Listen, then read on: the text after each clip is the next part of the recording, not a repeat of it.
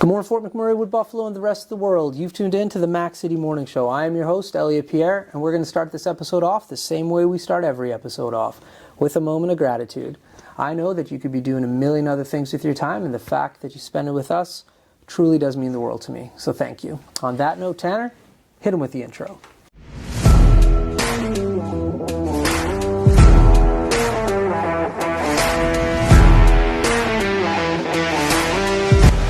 How's it going, you guys? It's Jake White, JJW, coming at you from Norrell Toyota in Fort McMurray. Just wanted to say hi and come on down, check the place out. Hi, my name's Richard. I'm the service manager here at Norrell Toyota. Hi there, I'm Adam. I'm here at Norrell Toyota. I'm a product advisor. Hi, I'm Cass. I'm the appointment coordinator. Happy to help you. Hey, it's Keith Simpson here. I'm the general manager of Norrell Toyota, soon to be Fort McMurray Toyota. Pretty excited for our new dealership. As you've seen, you met all my staff. These guys are all my family. We're here to take care of you. Come on down and be part of our family. Hi everyone, it's Carrie with Patchouli Rose here at Thickwood Barbershop. If you're wondering what to get your loved one this season for Valentine's Day, I make an all-natural anti-aging skin serum called Good Skin. It's good for men and women, and it's available for purchase here at the barbershop, downtown at the corridor shops and events, and on my website. Thank you for your support. And we are back. Big shout out to our title sponsor for today's episode, Norrell Toyota. We really do appreciate your ongoing support, so thank you. As you know, I don't introduce my guests because they can do a better job at that than myself. So, sir, can you please tell everybody at home who you are and what you're about? Yeah, that was a great intro. Thanks for that, Elliot. Keith Burgess. I'm the Executive Director of Finance, Commercial, and IT here at Bouchier. Cool. So we're out here doing some quarterly videos today, and one of the things that you mentioned was it's the 25th anniversary of this organization. So that's pretty cool. It's a milestone year for you guys. Yeah, big time. And, you know, one of the big things, too, is just the growth we're seeing. Yeah. So, I mean, if you look at this company over the 25 years, pretty humble beginnings. I mean, this year we're set to do record-breaking numbers. That's fantastic. Yeah. And so how long have you been with the organization for? I would have started here back in 2016. Oh, wow. So you've been here for a bit. little Nice. while. Yeah. Now, are you from Fort McMurray or have you moved out from outside of the community? No, I'm originally from Nova Scotia. Okay, what part?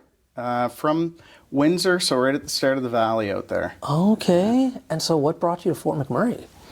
Actually, I traveled for a year. I was living up in Nunavut. Yeah, and I was like, okay, do a little bit of the isolated living. Okay. And then just go, you know, enjoy myself for a year. So did that. Where did you travel to? I in your did year off? South America, a little bit of Asia. Yeah, so Sweet. that was good fun, yeah. What parts of South America? Peru, Ecuador, pretty well did the full loop, like Central and South. So, Okay. Yeah. And so were you backpacking? Were you in a car? Yeah, pretty were you... well backpacking. Okay. Yeah. Wow, adventurous. Yeah. Okay. And then in Asia, where did you go to? I was in Indonesia and South Korea. Do you surf? Did you surf? A little bit. I wouldn't say I was too great at No, it. hey. But, yeah. Yeah, because Indonesia is like a mecca of surfing. Yeah, it's a beautiful spot. So yeah, for the year, just tried to hit some good natural areas to get out. Made it worthwhile, doing a bit of the isolated living. And, Yeah. And yeah, right after that, it was out here to Fort Mac, and yeah, lived here for a few years, and then I went to BC, but I mean, kind of had a calling back, and Yeah. ended up back here at Boucher once again. It's it's a great place to work, so Yeah. so that was really the draw to come back. What did you take in your post-secondary? So I actually majored in accounting, and I had a minor in Spanish. Okay. So yeah, I use that as the excuse going down to Latin America. Yeah, brushing no up on the doubt. Spanish. Yeah. Okay, so you got like this is fascinating to me. Like, what a cool story. So how do you study this in school in Nova Scotia, east coast of Canada, and then decide, you know what, I want to live in northern Alberta, but I also want to travel around the world, but then I'm going to come back to northern Alberta because this is not home for you. No. And after seeing the places that you've seen, what was your thought process like from a youth to be like, this is the journey I'm going to take, or was there a thought process, or did you just kind of find yourself where you are? Yeah, well, actually, I always had an interest in checking out the far north. Okay. So even like when I started university, it was always the plan, like finish Really? university, and then like I wanted to do either Nunavut or the Northwest Territories. Yeah.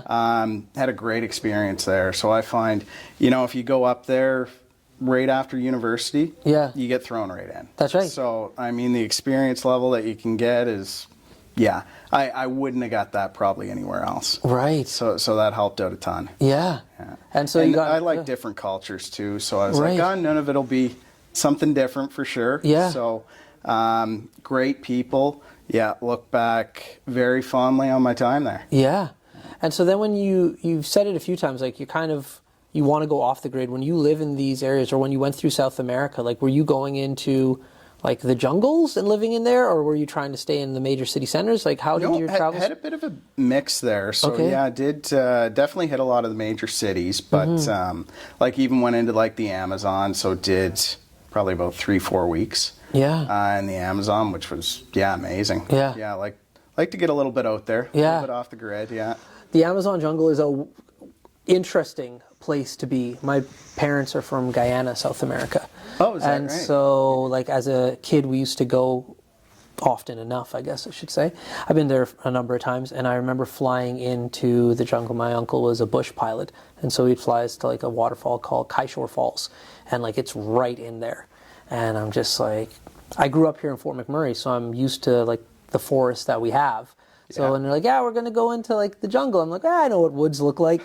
And then you get in there, you're like, no, I didn't know what woods look like. These look completely different from like the Borealis forest, right? So For sure. And even the wildlife down there. Like, Yeah. I mean, when I went in, I was like, geez, I didn't even know some of these things existed. That's right. Yeah. It's horrifying. One day I was visiting some family and they took us like into the jungle. And so they had they had a house. It was like a nice house, nice enough anyways. And I wake up in the morning and I go to get a cup to get like my juice. And all of a sudden this huge tarantula just like climbs out and goes on my hand. And I just howl and I like drop the cup, it shatters. I run out of the house, I'm done.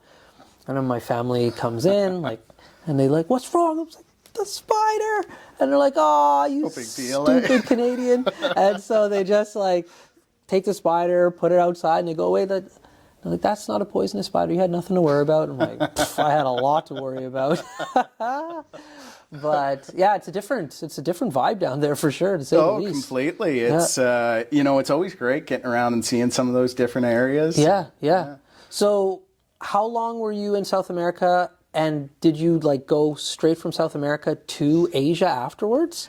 So I did Asia for about a month at first, and then I came over right into Mexico. So I'd finished actually university in Mexico, so I saved up all my non-commerce electives, went down. Okay. It was great, got to take the foot off the pedal completely and just kind of slide through those last couple of semesters. Started off there and then did... it would have been like 12 months down in Mexico, right on through Central and South America. So wow, amazing! What a great way to like tie off that education component. Yeah, and then it was time to start here at Bouchier. Time to do some grown-up work for a little bit. So with all the places that you've been and the things that you've done, you've decided to come back to Fort McMurray and work for Bouchier. Like, what about this organization and this community drew you back? It's definitely the culture here. I haven't seen this anywhere else that I've worked, not even close. And that really comes right down from, the ownership level, like the people that Dave and Nicole are. And, they really make sure, too, when they bring people into this organization that they're bringing the right people in. Right. Because all it takes is, a few folks that are maybe outliers. You get a little bit of the wrong corporate culture, and it can really change things. Yeah. So, I'd say from my end, that's really what keeps me around here, and I think that would probably be the same with a lot of the folks here. Yeah, no doubt. I got to ask about my next question is, what about Fort McMurray? You've been to some amazing places. I love Fort McMurray. I've traveled the world, and like I choose, it's a choice too. Although I'm born and raised here, I choose to live in this community because I think it's an amazing one. What about this community like made you want to like invest your time and set down roots here? Yeah, it's funny because same here. I ended up loving Fort McMurray when I first came up. It was, you know, I'll get used to this and see what I think. I find it's the perfect size for what I like. Right. You know, everything's here. People are great. You know, when I would have first moved here, it wouldn't have been very long before the forest fires. Right. So you really got to see what a tight-knit group it was.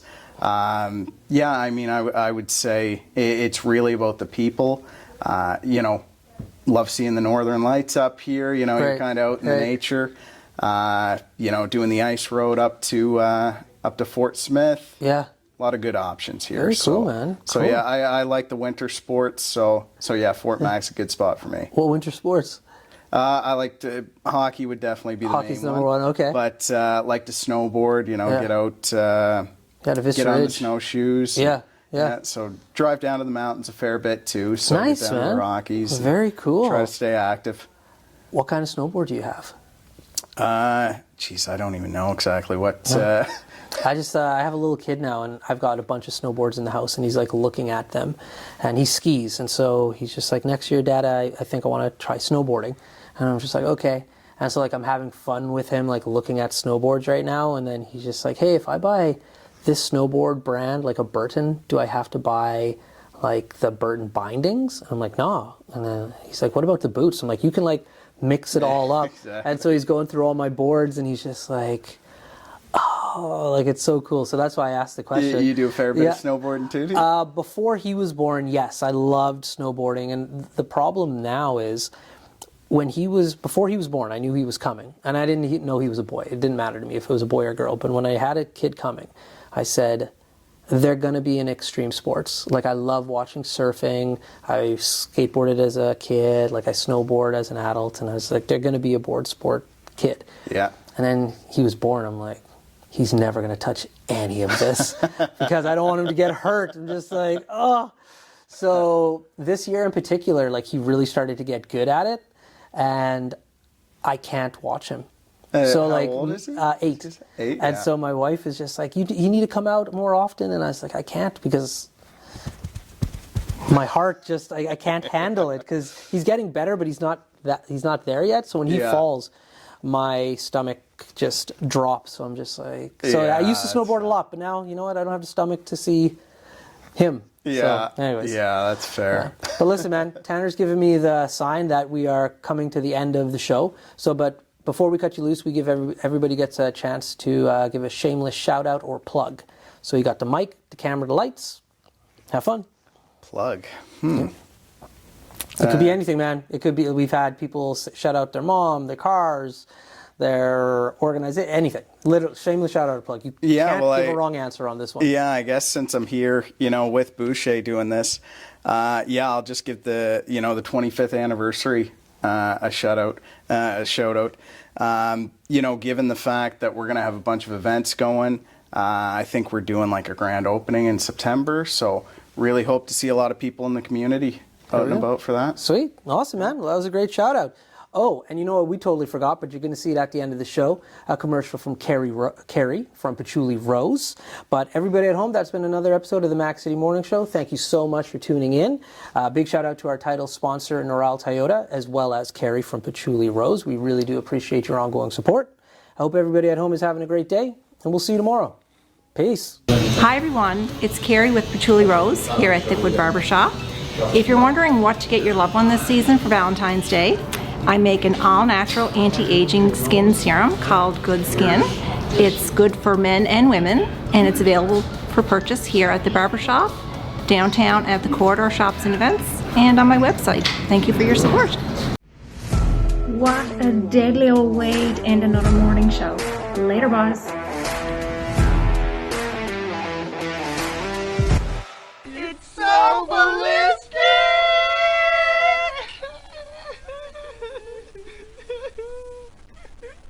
Talk about quenching your ugly thirst.